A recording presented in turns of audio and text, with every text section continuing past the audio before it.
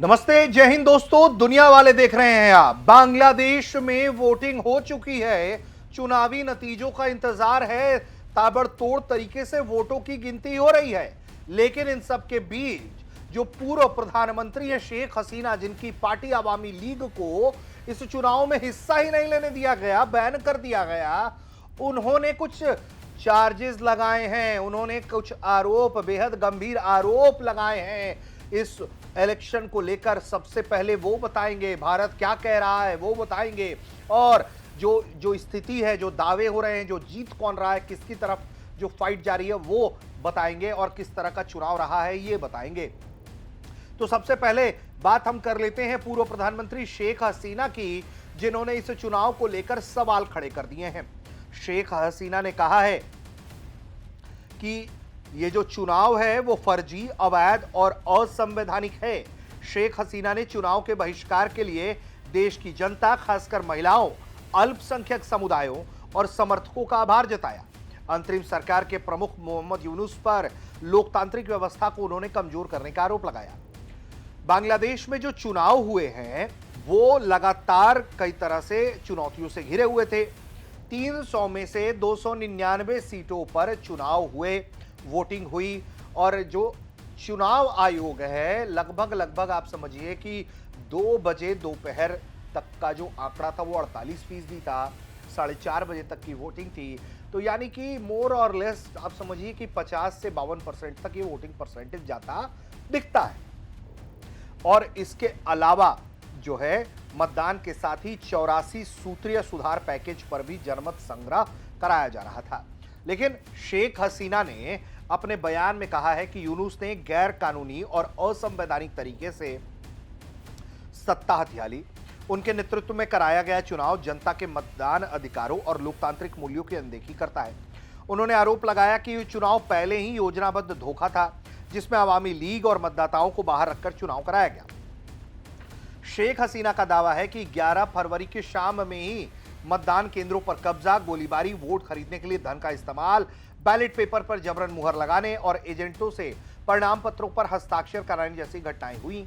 उन्होंने कहा कि 12 फरवरी की सुबह देश भर में मतदान प्रतिशत बेहद कम रहा। कई मतदान पूरी तरह से केंद्र जो है वो खाली रहे, जो उन्होंने दावा किया। और सबसे बड़ी बात यह है कि लगातार कुछ ना कुछ छिटपुट, लड़ाई झगड़ा, बमबारी, देसी बमों के चलने की जानकारी सामने आती रही। कुछ पोलिंग बूथ्स पर जो हंगामा हुआ उसकी तस्वीरें भी सामने आई।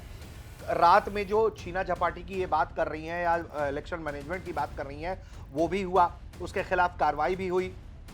3 से 4 लोग जो हैं वो गिरफ्तार भी हुए, उन्हें जेल भी भेजा गया। सुरक्षा बलों को एक्शन करना पड़ा। कुछ इलाकों में तनावपूर्ण माहौल हो गए। अल्पसंख्यक इलाकों में बड़ा डर का माहौल रहा। बताया जाता है कि कुछ अल्पसंख्यक इलाकों में हमले भी किए गए कुछ कट्टरपंथियों द्वारा। तो ये एक जो है सिनेरियो इस तरफ बना। वहीं दूसरी तरफ जो जमात लड़ रही है उसकी परिस्थिति जानिए। 11 पार्टियों के साथ, जिसमें जेनजी का जो एनसीपी उसकी पार्टी है वो भी जमात के साथ आ गई थी। और माना जा रहा है कि ये जो बांग्लादेश का चुनाव है ये दुनिया भर में पहला ऐसा है जो जेनजी मैंडेट पर बड़ा चुनाव हो रहा है। जेनजी मैंडेट किस तरफ जाता है ये देखना होगा। और ये जो यूथ्स की पार्टी थी या ये जो विद्रोही लोग थे जिन्होंने शेख हसीना के खिलाफ प्रदर्शन किया, एनसीपी पार्टी बनाई, जनता का समर्थन बहुत नहीं मिल पाया, वोट में टर्न आउट नहीं कर पा रहे थे, तो जमात के साथ हो गए। तो जमात के साथ कुल 11 पार्टियां हैं। और जमात कह रहा है कि अगर सुरक्षा बल सही से चुनाव करवा दे रहे हैं, वोटों की गिनती सही से करवा दे रहे हैं, तो हमें लगता है कि हमारी सरकार बन जाएगी। जो ये 13वीं पार्लियामेंट्री इलेक्शन हुआ है उसको लेकर जमात की तरफ से कहा गया है कि हम ये उम्मीद करते हैं कि हम लैंडस्लाइड विक्ट्री करेंगे। इसके अलावा हाईएस्ट नंबर ऑफ सीट हमें मिलेगा। और उन्होंने ये कहा है कि कुछ इरेगुलरिटीज और हिंसा हुआ है, उसके बावजूद भी उनका कहना है कि वही लोग जीतेंगे। वहीं जो प्रमुख प्रतिद्वंदी हैं बीएनपी के तारिक रहमान, उन्होंने कहा है कि उनकी पार्टी चाहती है कि वो देश चलाएं और तमाम पार्टियों का सहयोग लेकर चलाएं, तो हम उस दिशा में काम करेंगे। उनका कहना है कि देश में जो लॉ एंड ऑर्डर सिचुएशन है उसको बेहतर करेंगे, सबका साथ मिलकर देश चलाने का काम करेंगे। और उन्होंने ये कहा है वोट देने के बाद कि भैया हमारी कोशिश होगी कि हम शांतिपूर्ण तरीके से, ऐतिहासिक तरीके से इस जीत को दर्ज करें। इसके अलावा उन्होंने कहा है कि वो इतनी सीटें जीत जाएंगे जिससे वो सरकार चला पाएंगे। तो एक तरफ जमात का दावा है, दूसरी तरफ बीएनपी का दावा है, तीसरी तरफ शेख हसीना है जो कह रही हैं कि ये तो रिग्ड इलेक्शन है और पहले ही इसमें लूटपाट हो चुकी है। डेफिनेटली फ्रैक्चर मैंडेट है, जब आप आवामी लीग को बाहर कर देते हैं तो ये तो मसला है। इसके अलावा ऑब्जर्वर्स जो है वो दुनिया भर के कई देशों ने पहुंचाए थे, जिसमें यूएस के ऑब्जर्वर थे, चाइना के ऑब्जर्वर थे, पाकिस्तान के ऑब्जर्वर थे, ईयू के ऑब्जर्वर थे। भारत को भी मौका मिला था, बुलाया गया था, लेकिन भारत ने अपना ऑब्जर्वर तो नहीं भेजा। लेकिन इस पूरे प्रक्रिया को लेकर, बांग्लादेश की सरकार को लेकर भारत की टिप्पणी भी है, सुनवाते हैं। The election going on in Bangladesh, we should wait for the outcome of the elections to see as to what sort of mandate has come out, and thereafter we will look at issues that are there. On the election per se, you know what our position has been. We stand for a free, fair, inclusive and credible elections in Bangladesh. तो एक तरफ ये माहौल है, एक तरफ भारत का बयान है, और ये जो चुनावों की में वोटों की गिनती है वो ताबड़तोड़ तरीके से हो रही है। ये जो गिनती है इसको पूरा होने में कम से कम आपको 12 से 14 घंटे का वक्त लगेगा। इनिशियल ट्रेंड को अभी आने में कुछ घंटे लगेंगे, लेकिन माना ये जा रहा है कि आर्मी जिस तरफ या सुरक्षा बल जिस तरफ जाएंगे उसकी सरकार भी बन सकती है। लेकिन जमात जो है बार बार इस तरह का एलिगेशन लगा रही है, दूसरी तरफ जीत का दावा कर रही है। सर्वे के मुताबिक जो है बीएनपी को थोड़ा एज था, लेकिन उसके बावजूद भी जमात कड़ी टक्कर की स्थिति में था, क्योंकि एक 11 पार्टियों का कोलिजन था। और सबसे बड़ी बात है दोस्तों कि ये जो पूरी स्थिति बन रही है, अगर जमात सत्ता में आ जाती है तो भारत के लिए, भले वो कह रहे हैं कि भारत के साथ अच्छे रिश्ते रखेंगे क्योंकि भारत उनका बिल्कुल करीबी है, पड़ोसी है, तो लेकिन जमात ही वो एक गुट है जो भारत विरोधी गुट माना जाता है बांग्लादेश के अंदर, जो पाकिस्तान के लिए सिंपैथी रखता है।